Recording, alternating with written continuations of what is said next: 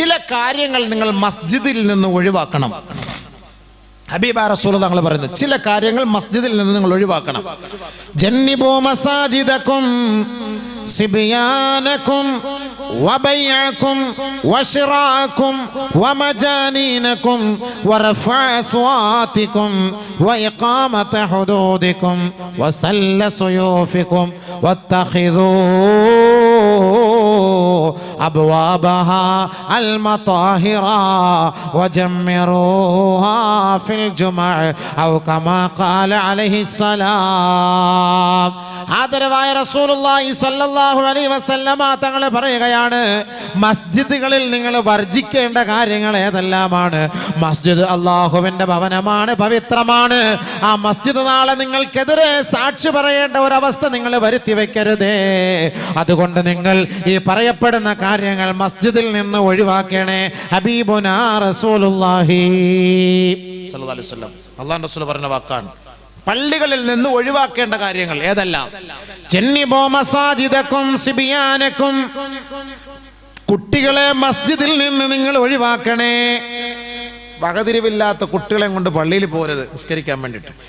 നമ്മുടെയൊക്കെ കൊച്ചു കുട്ടികളെ കൊണ്ടൊക്കെ നമ്മൾ പള്ളിയിൽ പോകും. 10 വയസ്സ് 8 വയസ്സൊന്നും വിഷയമില്ല. അതൊക്കെ അവിടെ നിൽക്കാൻ പറഞ്ഞാൽ നിൽക്കും, ഉപ്പാൻ്റെ കൂടെ നിസ്കരിക്കാൻ പറഞ്ഞാൽ നിസ്കരിക്കും, റുക്കൂ ചെയ്താൽ റുക്കൂ ചെയ്ത് സുജൂദ് ചെയ്താൽ സുജൂദ് ചെയ്യും.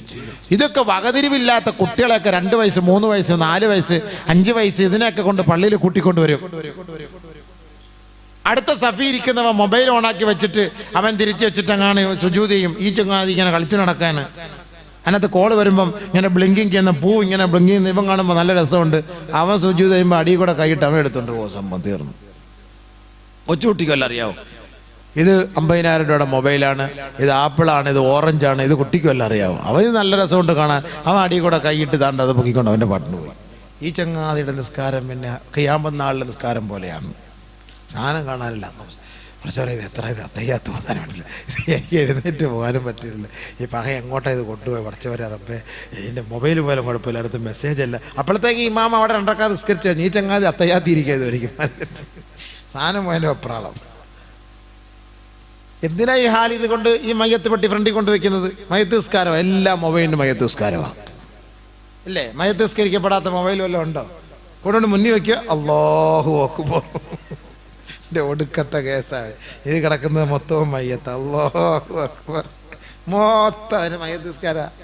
എത്ര മയ്യത്ത് നിസ്കരിച്ച മയ്യത്ത് പെട്ടി പൊക്കിയോടെ നമ്മൾ നടക്കുന്നില്ലേ? ശവപ്പെട്ടി ഇത് പൊക്കിയോടെ നടക്കുന്ന വല്ല ആവശ്യമുണ്ട്? ഇത് നിങ്ങൾ പൂട്ടിട്ട് പോക്കറ്റ് വെച്ച് ഇതിന്റെ ഫ്രണ്ടിൽ കൊണ്ടുവയ്ക്കുന്നത്. അതിനകത്ത് ആരുടെയെങ്കിലും കോൾ വരുമ്പോൾ നമ്മുടെ ചിന്ത പെട്ടെന്ന് മാറിപ്പോലെ, പെട്ടെന്ന് നമ്മുടെ ചിന്ത മാറിപ്പോലെ. ഇപ്പൊ ഓരോരുത്തരുടെ ഫോട്ടോ ആയിട്ടിരിക്കുന്നത്. അപ്പൊ ഏതായാലും ഹൂർലിയുടെ ഫോട്ടോ ആയിട്ടിരിക്കുന്നെങ്കിൽ സ്റ്റെപ്പിനിടെ ആണെന്നുണ്ടെങ്കിൽ അതായിരിക്കും തെളിഞ്ഞു വരുന്നത്. അല്ലാഹ്, തീർന്നില്ല സംഭവം. കൊച്ചു കുട്ടിയെ കാണാൻ അടുത്ത് കൊണ്ടുവന്ന് വെച്ചിട്ട് ഫോട്ടോ കാണുമ്പം വീട്ടിൽ പോയി, ഉമ്മച്ചി പാപ്പാടെ മൊബൈലിൽ സുജൂതി പോയപ്പോഴേ ഒരു പെണ്ണിങ്ങനെ തട്ടമൊക്കെ ഇട്ട് നല്ല രസമുണ്ടായിരുന്നു കാണാൻ. പോയി, സംഭവം തീർന്ന്. കൊച്ചു കുട്ടികളാന്ന് പറഞ്ഞ് ഞങ്ങൾ കൊണ്ടുപോകാതിരുന്നു. അവസാനം പൊക്കെടുത്ത് നോക്കുമ്പോൾ അവൾ പിടിച്ച് പഴയ രഹസ്യങ്ങളെല്ലാം പൊക്കുകയാണ്. കൊച്ചു കുട്ടികളാ, കള്ളത്തരം വല്ലതും മറച്ചു വയ്ക്കാൻ പറ്റുമോ കൊച്ചു കുഞ്ഞുങ്ങളെ കടച്ച്? അതുകൊണ്ട് കുട്ടികളെ നമ്മൾ പള്ളിയിൽ കൊണ്ടുപോകണ്ട. അങ്ങോട്ടും ഇങ്ങോട്ടൊക്കെ വാപ്പ റുക്കുവിൽ നിൽക്കുമ്പോൾ വാപ്പാടെ തലയുറിഞ്ഞു കൊടുക്കും. അപ്പോൾ വാപ്പ എന്ത് ചെയ്യും? പെട്ടെന്ന് പിടിച്ച് മാറ്റും. മോനെ ഇങ്ങോട്ട് മാറ്റും, ഇങ്ങോട്ട് മാറ്റും. വാപ്പ ഇങ്ങനെ 4th ഗിയർ ഇട്ടിട്ട് ഇയാടെ നിസ്കാരം അങ്ങോട്ട് ഭാഗത്തിലാവും. സംഭവം എത്ര പ്രാവശ്യം ഇടണം ഗിയർ ഈ കൊച്ചിനെ? ഇവൻ പിന്നെയും ഫ്രണ്ടിലോട്ട് വരും, പിന്നെയും പിടിച്ച് ഗിയർ ഇങ്ങോട്ട് ഇടും, പിന്നെയും ഫ്രണ്ടിലോട്ട് വരും, പിന്നെയും ഇങ്ങോട്ട് ഗിയർ ഇട്ട് കൊടുക്കും. നമ്മളൊക്കെ പണ്ട് പഠിച്ചിട്ടുണ്ട് 3 പ്രാവശ്യത്തിൽ കൂടുതൽ ശരീരമൊക്കെ ഞാൻ അനങ്ങിയാലേ നിസ്കാരം ഭാഗത്തിലാന്ന്. ഇത് ഈ കുട്ടിയെ കൊണ്ടുവന്നിട്ട് ഇവൻ്റെ നിസ്കാരം ഭാഗത്തിലായില്ലേ? അടുത്ത് നിൽക്കുന്നവൻ്റെ മുതലെടുത്താക്കി ഇങ്ങനെ ചിരിച്ചോണ്ടെന്നാ അവൻ ഞാൻ ഇനി എത്ര വലിയ തഖ്വയുള്ള മുസ്ലിയാരാന്ന് പറഞ്ഞാൽ ഈ കുഞ്ഞിന്റെ ചിരി കാണുമ്പോൾ നമ്മുടെ നിസ്കാരവും ഭാഗത്തിലാവൂല്ലേ ചിരിച്ചാല്? ഇതിനെയൊക്കെ കൊണ്ടുവരേണ്ട വല്ല ആവശ്യമുണ്ടോ? അള്ളാഹുവെ ഫ്രണ്ടിലെങ്ങാനും വന്ന് ഖത്തീബിൻ്റെ അടുക്കെങ്ങാനും വന്നാൽ ഉള്ള രംഗം ഒന്ന് ആലോചിച്ച് നോക്കിയാൽ മൊത്തത്തിൻ്റെ പേരും പുതിയനും പോയി. ഡ്രൈവർ കേതായി പോയാൽ മൊത്തം പേര് വണ്ടി മറിഞ്ഞു തന്നെ അടയാളം. അതുകൊണ്ട് കുട്ടികളൊന്നും പള്ളി കൊണ്ടുവരരുത്. ഉമർ റളിയല്ലാഹു തആല അൻഹു ഇദാ റആ സിബിയാനൻ യൽഅബൂനൽ മസാജിദ ലറബഹും ബിൽ മിഖ്ഫഖി. കുട്ടികളെ പള്ളിയിലൂടെ ഓടുന്നതോ കളിക്കുന്നതോ കണ്ടാൽ ബഹുമാനപ്പെട്ട ഉമർ റളിയല്ലാഹു തആല അൻഹു അദ്ദേഹത്തിന്റെ കയ്യിലിരുന്ന വസ്ത്രം കൊണ്ട് കുട്ടികളെ അടിച്ചു ഓടിക്കുമായിരുന്നു. നമ്മുടെ എങ്ങാനും കുട്ടികളെ അടിക്കാൻ പറ്റും? മൊയ്ലിയാരെ തീർന്നതോടുകൂടി പൊക്കിയെടുത്ത് ഹൗദ് കയറി അവരെ തന്ത വന്നിട്ട് അറിയാൻ പറ്റുമോ? ഉമർ റളിയല്ലാഹു അൻഹു എടുക്കാൻ കളി കൊണ്ടുപോകാൻ പറ്റുമോ? പള്ളിയിൽ വന്നിട്ട് തായിഫിൽ നിന്ന് 2 പേര് വന്ന് പള്ളിയിൽ സംസാരിച്ചു കൊണ്ടിരുന്നു. പതുക്കെ അങ്ങോട്ട് പോയി, മിന്നൈനാൻതുമാ,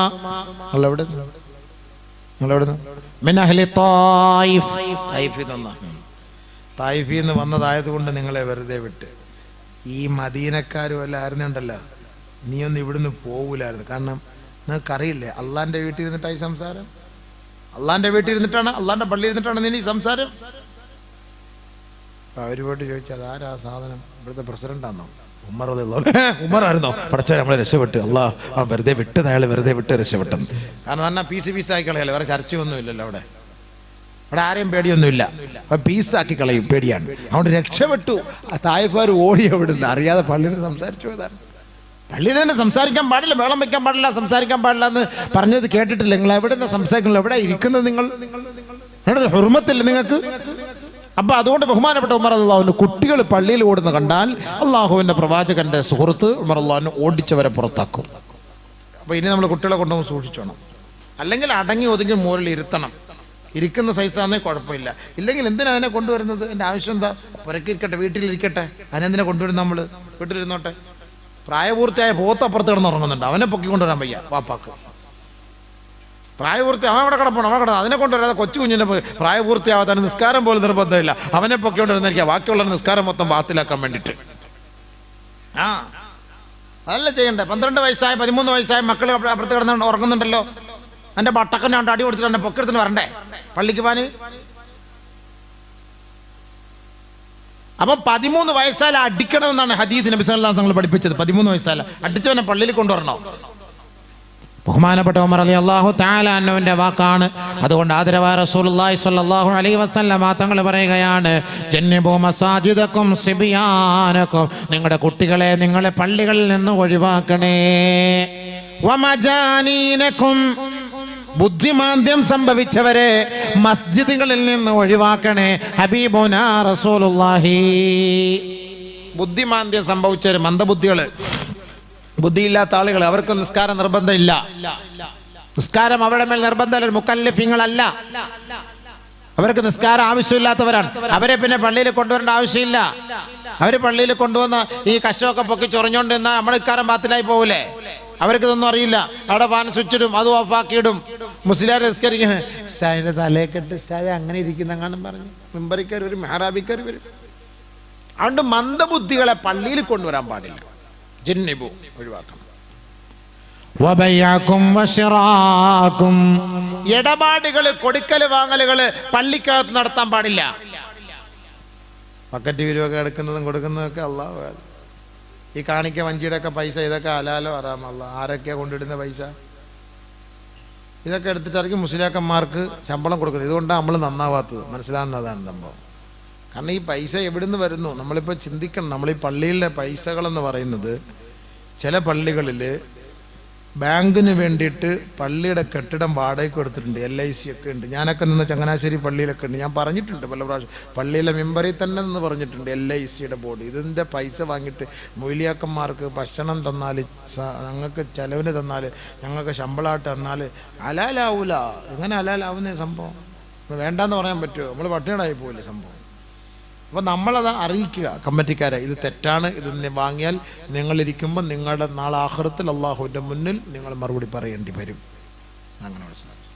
അപ്പോൾ ഈ കാണിക്ക വഞ്ചിയൊക്കെ നമ്മുടെ പള്ളികളിലൊക്കെ, ഈ കാണിക്ക വഞ്ചി ഞാൻ പല പ്രാവശ്യം ഞാൻ ചിന്തിച്ചിട്ടുണ്ട്.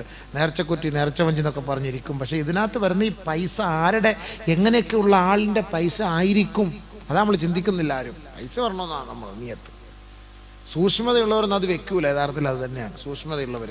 കാരണം ഈ പൈസകൾ പലരും ഹറാമായി കച്ചവടം ചെയ്യുന്നവൻ്റെ പൈസ അതിനകത്ത് കാണും, വ്യഭിചാരിയുടെ പൈസ അതിനകത്ത് കാണും, കള്ളുകൂടിയൻ്റെ പൈസ അവൻ കാണും, ചീട്ടുകളിക്കാരൻ്റെ പൈസ കാണും, പലിശക്കാരൻ്റെ പൈസ കാണും, ലോട്ടറി കച്ചവടക്കാരൻ്റെ പൈസ കാണും. അവൻ്റെ എല്ലാം ഹക്ക്, അവനെല്ലാം 10, 200, 300 രൂപയൊക്കെ അതിനകത്ത് നിക്ഷേപിച്ചിട്ട് പോകും. അതൊക്കെ എടുത്തിട്ട് നല്ല നിവർത്തി ഇസ്തിരിയൊക്കെ ഇട്ടിട്ടായിരിക്കും മുസ്ലിയാർക്ക് എണ്ണി പള്ളി കമ്മിറ്റി സെക്രട്ടറി കൊണ്ട് തന്ന് ഒപ്പിട്ട് വാങ്ങുന്നത്. കൂടുതൽ അങ്ങനെയല്ല. എൻ്റെ ഉത്തരവാദിത്തമുണ്ട്. നമുക്ക് അള്ളാഹത്ത് പറയാൻ പഠിച്ചാൽ നമുക്കറിയില്ല. എൻ്റെ ഉത്തരവാദിത്തം വഹിച്ച അന്നത്തെ ഞാൻ ഇരിക്കുന്ന സമയത്ത് 5 വർഷം റഹീമിക്ക ആയിരുന്നു സെക്രട്ടറി. അങ്ങേരത്ത് ജോലി അള്ളാന്ന് പറയും. തീർന്നില്ലേ? അങ്ങേരുടെ കാര്യം തീർന്നു. അങ്ങനെ കാര്യം പോയി. അപ്പം കമ്മിറ്റിക്കാർ പ്രത്യേകം ശ്രദ്ധിക്കേണ്ടത് നമ്മുടെ പള്ളിയുടെ വരുമാന മാർഗം ഹലാലാണോ ഹറാമാണോ എന്ന് ശ്രദ്ധിക്കണം. നിങ്ങൾ ശ്രദ്ധിക്കണം. നമ്മൾ ഫുലൂസ് വരട്ടെ എന്നാണ് നമ്മുടെ ചിന്ത. ആ ഫുലൂസ് നമുക്കുണ്ട്. അള്ളാൻ്റെ വീട്ടിന് വേണ്ട. അള്ളാൻ്റെ വീടാണ് എത്രയും പറഞ്ഞത്, അള്ളാഹുവിൻ്റെ ഭവനമാണ്. അതിൽ വരുന്ന പണം എവിടെ നിന്നാണ്? ഷിർക്കിൻ്റെ പണം വരും, കുഫറിൻ്റെ പണം വരും.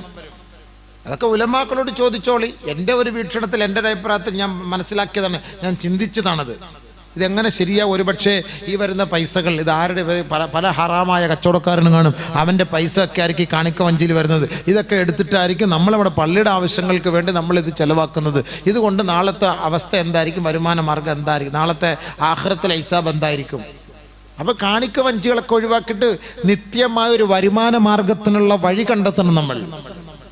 ഓരോ വീട്ടുകാരും അവൻ്റെ അധ്വാനത്തിൻ്റെ ഒരു ഭാഗം, ഒരു 10% മാറ്റി അള്ളാഹുവിൻ്റെ ഭവനത്തിന് വേണ്ടി കൊടുത്ത് ഒരു കെട്ടിടം ഉണ്ടാക്കുക, ഒരു ഷോപ്പിംഗ് കോംപ്ലക്സ് ഉണ്ടാക്കുക, ഒരു വീട് വാടകയ്ക്ക് ഉണ്ടാക്കിക്കൊട്. അതിൽ നിന്ന് കിട്ടുന്ന വരുമാനം കൊണ്ട് പള്ളിയുടെ ഉത്തരവാദിത്തങ്ങൾ നടത്തട്ടെ. ഈ കാണിക്ക വഞ്ചിയൊക്കെ ഇട്ട് നമ്മൾ കൊണ്ടുപോയി കൊടുത്തിട്ട് ഈ കാണിക്ക വഞ്ചിക്കകത്ത് വീഴുന്ന പൈസ ഹലാലാണോ ഹറാമാണോ എന്ന് നിങ്ങളൊന്ന് ശ്രദ്ധിച്ചാൽ നിങ്ങൾക്ക് കൊള്ളാം. നമുക്ക് കുറച്ച് പൈസ ഒക്കെ കിട്ടും. പക്ഷെ ആഖിറത്തിൽ ചെല്ലുന്ന സമയത്ത് മോനെ ഹിസാബ് അവിടെ ഇടികൊള്ളാൻ കമ്മിറ്റിക്കാർ തയ്യാറായെന്നോണം. ഉള്ള കാര്യം ഞാൻ ഇനി പറഞ്ഞില്ല എന്ന് വേണ്ട. എന്തായാലും ഈ സ്റ്റേജും മദ്രസയും ഈ പന്തലും നാളെ ആഖിറത്തിൽ ഉള്ള സാക്ഷ്യമാണ്. ഞാൻ എൻ്റെ പള്ളിയിൽ, ഞാൻ നിൽക്കുന്ന പള്ളിയിൽ പറയും, എനിക്ക് പേടിയൊന്നുമില്ലല്ലോ, അള്ളാഹ് പേടിച്ചാൽ പോരെ. കമ്മിറ്റിക്കാർ മാറ്റുമെന്നല്ലേ ഉള്ളൂ, അടുത്ത ജോലി കിട്ടും. അല്ലെങ്കിൽ വാളുണ്ടല്ലോ നമുക്ക് ഇഷ്ടം പോലെ. പള്ളിയിലെ ജോലി എന്തിന്? വാതിലിപ്പോൾ ധൈര്യമായിട്ട് പറയാമല്ലോ, ആർക്കും ഒന്നും പറയാൻ പറ്റൂലല്ലോ. അടുത്ത വർഷം വാതിലിന് വിളിക്കൂലെന്നേ ഉള്ളൂ. അൽഹംദുലില്ലാഹ്, നല്ല കാര്യം തുറന്ന് പറയാമല്ലോ. അതുകൊണ്ട് നമ്മൾ ശ്രദ്ധിക്കണം. അതേ ഞാൻ പറയുന്നുള്ളൂ. ചില പള്ളി കമ്മിറ്റിക്കാരുടെ ഒക്കെ പള്ളിയുടെ സ്ഥലങ്ങളൊക്കെ ബാങ്കിന് വേണ്ടി കൊടുക്കും. എന്തടിസ്ഥാനത്തിലാണ് ബാങ്കിനും LICക്കോ കൊടുക്കുന്നത്? ഫൈനാൻസ് ഇടാൻ വേണ്ടിയിട്ട്, വണ്ടിക്ക് ഓട്ടോറിക്ഷയ്ക്ക് ഫൈനാൻസ് ഇടാൻ വേണ്ടിയിട്ട് വാടകയ്ക്ക് കൊടുക്കുന്നു പള്ളിയുടെ സ്ഥാപനങ്ങൾ. അത് ഹറാമല്ലേ? എങ്ങനെ ജായിസാകും? ചിന്തിക്കുക. അത് ഞാൻ പറഞ്ഞത്, ജായിസാകും. ലോട്ടറി കച്ചവടക്കാരന് വേണ്ടി പള്ളിയുടെ കട കൊടുക്കുന്നു. പള്ളിയുടെ കട ലോട്ടറി കച്ചവടക്കാരന് വേണ്ടി. അവൻ ലോട്ടറി കച്ചവടം ചെയ്തിട്ട് പള്ളിയിൽ മാസം തോറും ഇത്ര രൂപ നിക്ഷേപിക്കുന്നു. അപ്പോൾ ആളുകൾ ചോദിക്കും, അത് പള്ളി കമ്മിറ്റിക്കാർ അത് നമ്മൾ കൊടുക്കുന്നത് ഹലാലായിട്ട് കൊടുക്കുന്നു. അവ ഹറാമായ കച്ചവടം നമുക്കിപ്പോൾ എന്ത് ചെയ്യാൻ പറ്റും? നമുക്ക് എന്ത് ചെയ്യാൻ പറ്റും? നിന്റെ കണ്ണുകൊണ്ട് കാണാമല്ലോ അവൻ ചെയ്യുന്ന കച്ചവടം ഹറാമാണെന്ന്. നിനക്കത് തടുക്കാം, നിനക്കത് തടയാം. അത് നമ്മുടെ ഉത്തരവാദിത്തമാണ്, നമ്മുടെ ബാധ്യതയാണ്. തടയാതെ കണ്ട് ആ ഹറാമിന്റെ പണമാണ് നിന്റെ പള്ളി, അള്ളാഹുവിന്റെ പള്ളിയിലേക്ക് നീ സ്വരൂപിച്ചു കൂട്ടുന്നതെങ്കിൽ നാളെ റബ്ബിന്റെ മുന്നിൽ ഇതിന് നീ മറുപടി പറഞ്ഞേ മതിയാവൂ. അല്ലാതെ പൊന്നു മോനെ കാലങ്ങോട്ട് ചലിപ്പിക്കാൻ കഴിയില്ല, യാതൊരു സംശയമില്ല. അള്ളാഹു നമ്മുടെ സമുദായത്തെ കാത്തുരക്ഷിക്കുമാറാകട്ടെ. അള്ളാഹു നമ്മുടെ സമുദായത്തെ കാത്തുരക്ഷിക്കുമാറാകട്ടെ. ചില പള്ളിയിൽ നേർച്ചയായിട്ട് വരുന്ന ഈ മുട്ടയൊക്കെ കാണാം. മുസ്ലിയാരത് ആംപ്ലേറ്റും പുൾസയായിട്ട് അടിച്ചു കൂട്ടി. അള്ളാഹു അല്ല, ജായിസാന്നോ എന്നോ നമുക്കറിയില്ല. മുട്ട ഇഷ്ടംപോലെ ഉണ്ട്.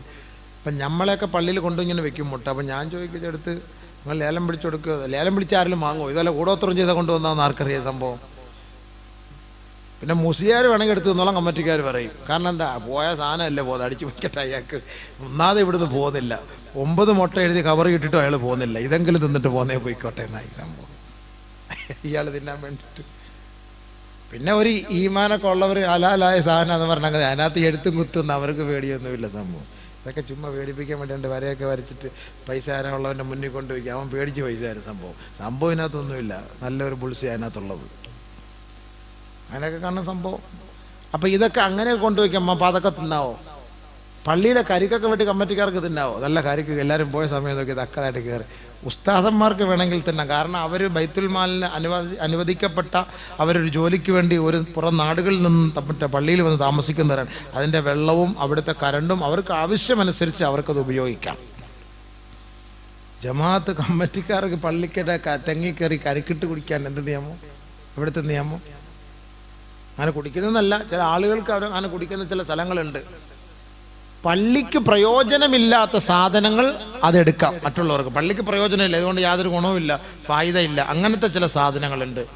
അതൊക്കെ വേണമെങ്കിൽ മറ്റുള്ളവർക്ക് ആരെങ്കിലും ഒക്കെ എടുത്തുകൊണ്ട് പോകുന്നെങ്കിൽ പിന്നെ പള്ളിക്ക് ഒരു വരുമാനം ഇല്ലാത്ത സാധനമാണല്ലോ എന്ന് കരുതി നമുക്കത് ഒഴിവാക്കാം. പള്ളിക്ക് വരുമാനമുള്ള ഒരു സാധനവും നമ്മളത് ഉപയോഗിക്കാനോ എടുത്തുകൊണ്ടുപോകാനോ നമുക്ക് അനുവദനീയമല്ല. പള്ളിക്ക് വേണ്ടി നിയത്തി ചെയ്തെന്ന പൈസ അത് പള്ളിക്ക് തന്നെയായിരിക്കണം. അത് മറ്റൊരാളുടെ കൈകളിലേക്ക് അത് പോകാൻ ഒരിക്കലും അവകാശമില്ല. അത് ബൈത്തുൽ മാലിലെ സമ്പത്താണത്. അത് ബൈത്തുൽ മാലിന്റെ മുതൽ തന്നെയാണ്, അള്ളാഹുവിന്റെ ഭവനമാണ്, അവന് വേണ്ടി അതിനു വേണ്ടി കൊടുത്തതാണ്. ഇനി കൊടുത്ത പൈസ ഇപ്പോൾ അപ്പോൾ ഉസ്താദ് പ്രസംഗിച്ച സ്ഥിതിക്ക് ഇപ്പോൾ ഒരു പലിശക്കാരൻ പള്ളിക്കട 10,001 രൂപ എന്ന് എഴുതിയേക്കണം. അതിന് രസീതൊക്കെ ഞാൻ തരാം. അവൻ വീട്ടിൽ കൊണ്ടുവരും. എന്തായാലും ഹറാമായ പൈസയായ ഇതിപ്പോൾ നമ്മൾ എന്തായാലും പള്ളിക്ക് വേണ്ടി നിയത്തിയതാ, പള്ളി കൊടുക്കുന്നത് ശരിയല്ല, അതുകൊണ്ട് നമ്മുടെ പോക്കറ്റിൽ തന്നെ ഇരുന്നോട്ടെ, അൽഹംദുലില്ലാഹ്, കുഴപ്പമില്ല. എന്തിനാ പള്ളി കൊണ്ടുപോകുന്നത്? അങ്ങനെ വാങ്ങൽ ജായിസാണോ? ഇങ്ങനെ വരുന്ന പൈസകൾ, ഈ ശുബഹത്ത്, അതായത് നമുക്കൊരു സംശയാസ്പദമായ നിലയിൽ വരുന്ന സമ്പത്തുകളൊക്കെ നമ്മൾ അതൊരു മറ്റൊരു ആവശ്യത്തിന് മാറ്റി വെച്ചേക്കണം. നമ്മൾ ഈ കഞ്ഞിയൊക്കെ റമദാൻ മാസം നോമ്പും പിടിച്ചിട്ട് കഞ്ഞി യവനൊക്കെ തരുന്ന കഞ്ഞിയൊക്കെ വാങ്ങിയ ഈ പാവം പിടിച്ച മക്കൾ നോമ്പ് പിടിച്ചിരിക്കുന്നവർ കൊടുക്കുന്നത്. മുസ്ലിങ്ങളുടെ പൈസ മേടിച്ചിട്ട് കഞ്ഞി മേടിച്ചിട്ട് കൊണ്ടുവന്ന് കൊടുക്കും. ഇതൊക്കെ ചിന്തിച്ചു നോക്ക്. കാഫിറുകളുടെ പൈസ മേടിച്ചിട്ട്, പലിശക്കാരൻ്റെ പൈസ മേടിച്ചിട്ട്, ലോട്ടറി കച്ചവടക്കാരൻ്റെ പൈസ മേടിച്ചിട്ട് ഈ രാവിലെ മുതൽ വൈകിട്ട് വരെ കുത്തിരി നോമ്പ് പിടിച്ച ഈ സാധുക്കൾക്ക് അവരുടെ നോമ്പ് തുറക്കാൻ വേണ്ടി ഉപയോഗിക്കാൻ കൊടുക്കുന്നത് ഈ ഹറാമ് തിന്ന് ജീവിച്ചവരുടെ പൈസ കൊണ്ടിട്ടുള്ള കഞ്ഞിയാണ്, ഈത്തപ്പഴമാണ്, ചായയാണ്, സമൂസാണ്. എങ്ങനെ ഇത് ജായിസാകും? നമുക്ക് കുറച്ച് പൈസ കിട്ടണം. ഹലാലായ സമ്പത്ത് കൊണ്ടല്ലാതെ, ഹലാലായ ഭക്ഷണം കൊണ്ടല്ലാതെ നോമ്പ് പിടിക്കാനും തുറക്കാനും പാടില്ല എന്ന് അല്ലാഹു റസൂൽ പഠിപ്പിക്കുമ്പോൾ ഈ പാവപ്പെട്ട സമുദായത്തെ മുഴുവനും ലലാലിയത്തിലേക്ക് കൊണ്ടുപോകുന്നത് ആരാണ്? ഏത് വിഭാഗമാണ്? ചിന്തിക്കണം. കഞ്ഞി കമ്മിറ്റിക്കാർ പ്രത്യേകം ശ്രദ്ധിക്കണം. കഞ്ഞി കമ്മിറ്റിയിൽ ചുമ്മാ പേര് തന്നെ അങ്ങനെ വന്നത്. കാരണം ഇതൊക്കെ നമ്മൾ ആരിൽ നിന്ന് വാങ്ങുന്നോ ആ പൈസ അത് ഹലാലോ ഹറാമോ നോക്കണം. ലക്ഷങ്ങൾ തന്നിട്ട് കാര്യമില്ല. പിന്നെ നമ്മളെ ഹിന്ദുക്കൾ വരുന്നു, നല്ല ഹിന്ദു സഹോദരങ്ങൾ, അവർ നല്ല കച്ചവടക്കാരുണ്ട്, നമുക്കറിയാമല്ലോ. ഹലാലായ നിലയിൽ നല്ല കച്ചവടക്കാരുണ്ട്, ഹറാമായ നിലയിൽ കച്ചവടം ചെയ്യുന്നവരുണ്ട്. അത് നമ്മൾ ശ്രദ്ധിച്ച് നമ്മൾ കൈകാര്യം ചെയ്യണം. അങ്ങനെ ശുബഹത്ത്, സംശയമായ ചില സമ്പത്താണെന്ന് പള്ളിയിലേക്ക് വന്നതെങ്കിൽ അത് മാറ്റി വെക്കണം. എന്നിട്ട് മഹാന്മാരായ ആലിമീങ്ങളെ സമീപിക്കണം. ഉസ്താദെ, ഇങ്ങനെ കുറച്ച് പൈസ വന്നിട്ടുണ്ട്, അതിനെന്താണ് മസല? സമീപിക്കണം. അതിനെന്താണ് മസല? സമീപിക്കണം. അതാണ് ചെയ്യേണ്ടത്. അങ്ങനെ ആരിവിടെ ചെയ്യുന്നുണ്ടോ? അതുകൊണ്ട് മസ്ജിദിൽ നിന്ന് നിങ്ങൾ സൂക്ഷിക്കേണ്ടത്, ഹബീബായ റസൂലുള്ളാഹി തങ്ങൾ പറയുന്നു, ഇടപാടുകളും കൊടുക്കല് വാങ്ങലുകളും മസ്ജിദിൽ നിന്ന് പുറത്താക്കണേ. അതൊക്കെ പുറത്ത്. പള്ളിക്കകത്ത് നമ്മൾ കച്ചവടക്കാരെ സംസാരിക്കാൻ പാടില്ല. പള്ളിയിൽ നമ്മൾ ഇടപാടുകൾ നടത്താൻ പാടില്ല. നിനക്കൊരാളാ പൈസ എന്നാ പിടിച്ചോന്ന് പറഞ്ഞ പള്ളിക്കകത്ത് വെച്ചില്ല, വെളിയിൽ വാ. പക്ഷെ ആരും സൂക്ഷിക്കാറില്ല. കിട്ടാൻ വേണ്ടി ഞാൻ പള്ളിക്കകത്തിരും ദുആരുന്നതാ. നീ പള്ളിക്കകത്ത് വെച്ച് തന്നാലും മതി, മിമ്പറി വെച്ച് തന്നാലും ഞാൻ മേടിച്ചോളാം ഞാന്നേ പറയുള്ളൂ. അല്ലെങ്കിൽ അവൻ്റെ കൈക്ക് പിടിച്ച് പുറത്ത് കൊണ്ടുവന്നിട്ട് നമുക്ക് വെളിയിൽ നിർത്തുന്ന അത് ആരും വാങ്ങാൻ നിൽക്കൂല. ഹദീസാണ്. നമ്മളെല്ലാം അതിന് വിരുദ്ധമായിട്ടാണ് ചെയ്യുന്നത്. പള്ളിക്കകത്ത് നിങ്ങൾ ശബ്ദ കോലാഹലം നടത്തരുതേ. ഹബീബുനാ ഷഫീഉനാ റസൂലുള്ളാഹി. പള്ളിക്കകത്ത് സംസാരം.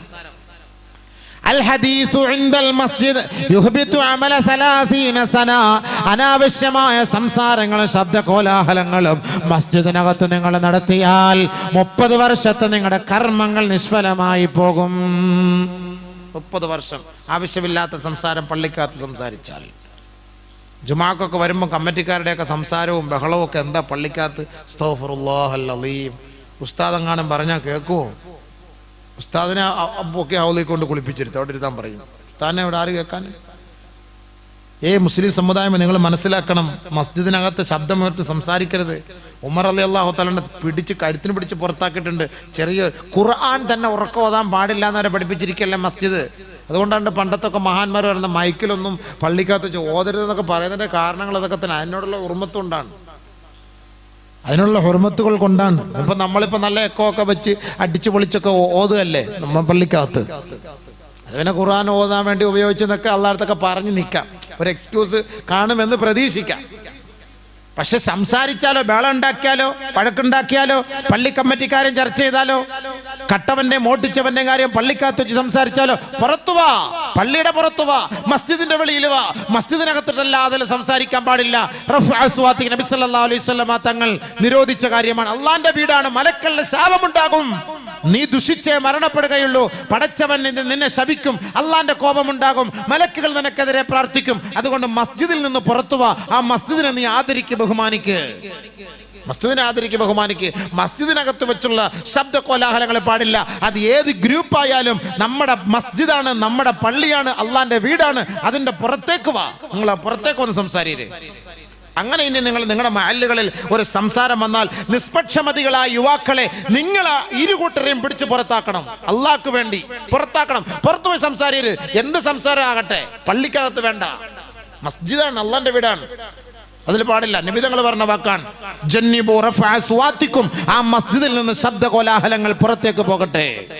കൊച്ചുകുട്ടികളെ പോലും കയറ്റതെന്ന് പറയുമ്പോൾ പിന്നെ ഈ ശബ്ദിക്കുന്നവരെയൊക്കെ പിടിച്ചു പുറത്താക്കണം നിർബന്ധമായിട്ട്. ഇല്ലെങ്കിൽ അത് നോക്കി നിൽക്കുന്നവരെ സാക്ഷ്യമാണ്. ഇവൻ മാരിപ്പുറത്ത് പാര വയ്ക്കും, അടിക്കട്ടെ അടിക്കട്ടെ അടിക്കട്ടെ, അവരൊക്കെ കഴിഞ്ഞ കമ്മിറ്റിയിൽ നമുക്ക് വോട്ടിരാത്തവനല്ലേ, അതിനെ കട്ടിക്കട്ടെ കാണട്ടെ. നിന്നെ നാളെ അള്ളാഹു സുബ്ഹാനഹു കുണുക്കിട്ട് പോക്കുന്ന ആളെ, ആ മൂലക്കിരുന്ന് ആ പാര വയ്ക്കുന്നവനെ. നിങ്ങൾ പറഞ്ഞോ, ഹലോ മസ്ജിദിൽ നിന്ന് പുറത്തേക്ക് പോ പ്ലീസ്, പള്ളിക്ക അള്ളാന്റെ വീടാണ്, നിങ്ങൾ പുറത്തേക്ക് പോയി സംസാരിക്കുക, ആ മദ്രസയിലോട്ട് പോ, നിങ്ങൾ പുറത്തേക്ക് പോയി എന്ന് ധൈര്യമായിട്ട് നിങ്ങൾക്ക് പറയാം. ഇനിയെങ്കിലും പറയണം ഇൻഷാ അല്ലാഹ്. ഇൻഷാ അല്ലാഹ് പറയുമോ? ആ പറയണം, നമ്മുടെ ബാധ്യത അല്ലേ. എന്ത് സംസാരിച്ചോട്ടെ, മസ്ജിദിനെ വിളിപ്പിക്കും, കമ്മിറ്റിക്കാർക്കെതിരെയോ അനുകൂലമായിട്ടോ എന്തായാലും പള്ളിയിൽ നിന്ന് വെളിയിപ്പോ. നമ്മുടെ ബാധ്യതയാണ്, അള്ളാന്റെ വീടാണ്, സൂക്ഷിക്കണം. നിങ്ങളുടെ മയ്യത്ത് വെച്ച് നിസ്കരിക്കേണ്ട പള്ളിയാണ്, 5 നേരം നമ്മൾ അള്ളാന്റെ മുന്നിൽ കൈകെട്ടി നമസ്കരിക്കുന്ന പള്ളിയാണ്. അതിനകത്ത് സംസാരിക്കാൻ പാടില്ല, അള്ളാൻ റസൂലിന്റെ വാക്കാണ്. ആ ശാപം മുഴുവനും ഇറങ്ങും. ഹബീബുനാ റസൂലുള്ളാഹി തങ്ങൾ പറഞ്ഞ ഒരു ഹദീസ് കൂടെ കേട്ടോ. യജിഉ യൗമൽ ഖിയാമത്തിൽ മസാജിദ്, നാളെ ഖിയാമത്ത് നാളിൽ മസ്ജിദുകൾ അല്ലാഹുവിന്റെ കോടതിയിലേക്ക് വരുമത്രേ. ഫയഖൂലു, ആ മസ്ജിദ് വിളിച്ചു പറയുകയാണ്, യാ റബ്ബി, പടച്ചവനെ, അത്തലൂനി വലയ്യഊനി വഖറബൂനി, എന്നെ പാഴാക്കിയ സമുദായമാണ് അല്ലാഹുവേ, എന്നെ നശിപ്പിച്ച സമുദായമാണ് അല്ലാഹുവേ, എന്നെ തകർത്ത് കളഞ്ഞ സമുദായമാണ് അല്ലാഹുവേ, എന്റെ ഉള്ളിൽ കിടന്ന ശബ്ദ കോലാഹലങ്ങൾ നടത്തിക്കൊണ്ട് അല്ലാഹുവേ ഈ പവിത്രമായ മസ്ജിദുകളെ മലീമസപ്പെടുത്തിയ സമുദായമാണ് അല്ലാ, അവരെ നീ കൈകാര്യം ചെയ്യണേ പടച്ചവനെ എന്ന് നാളെ ഖിയാമത്ത് നാളിൽ മസ്ജിദ് വന്ന് അല്ലാഹുവിനോട് പരാതി പറയുമെന്ന് ഔ കമാ ഖാല ഹബീബുനാ ശഫീഉനാ റസൂലുള്ളാഹി സല്ലല്ലാഹു അലൈഹി വസല്ലം. മസ്ജിദ് നാളെ അല്ലാഹുവിന്റെ മുന്നിൽ പരാതി പറയും. ഇത് നോക്കി നിന്നിട്ട്, ഈ തമ്മാടിത്തരം കണ്ടിട്ട് നോക്കി നിൽക്കുന്ന സഹോദരങ്ങളെ നാളെ പൊക്കും അല്ലാഹു തആല. അല്ലാഹ് ഇവരൊക്കെ നോക്കുന്നവരാണ്, ഇവരൊക്കെ നോക്കുന്നവരാണ്, ഇവരൊക്കെ നോക്കുന്നവരാണ്, എല്ലാരെയും സാക്ഷ്യം വഹിപ്പിക്കും അവിടെ. വെറുതെ ഒന്നുമല്ല അള്ളാന്റെ വീട്. അതുകൊണ്ടാണ് ഹബീബുനാ റസൂലുള്ളാഹി സ്വല്ലല്ലാഹു അലൈഹി വസല്ലമ തങ്ങൾ പറഞ്ഞത്, അല്ലാഹുവിന്റെ ഭവനത്തിന് ഉള്ളിൽ വെച്ച് ശബ്ദമുയർത്തി സംസാരിക്കുകയോ നിങ്ങൾ ആരെയും കൊലക്കത്തി കൊണ്ട് ഉപയോഗിക്കുകയോ ചെയ്യരുതേ. വാൾപ്പയറ്റ്, കൊല, കൊള്ളിവെപ്പ് മസ്ജിദിനകത്ത് പാടില്ല. വസല്ല സുയൂഫിക്കും, നിങ്ങൾ വാൾപ്പയറ്റ് നടത്തേണ്ടത് പള്ളിക്കകത്തല്ല. അല്ലാഹുവിന്റെ റസൂൽ പറഞ്ഞ വാക്കാണ്. 1000 വർഷങ്ങൾക്ക് മുമ്പ് പറഞ്ഞത് 21-ാം നൂറ്റാണ്ടിൽ നമ്മുടെ നാട്ടിലെ പള്ളിക്കുള്ളിൽ നമ്മൾ കാണുന്നു. കൊല ചെയ്യപ്പെടുന്നു പള്ളിക്കകത്ത് വെച്ച് തന്നെ. അല്ലാഹു അക്ബർ. പള്ളിക്കകത്ത്. ആര്?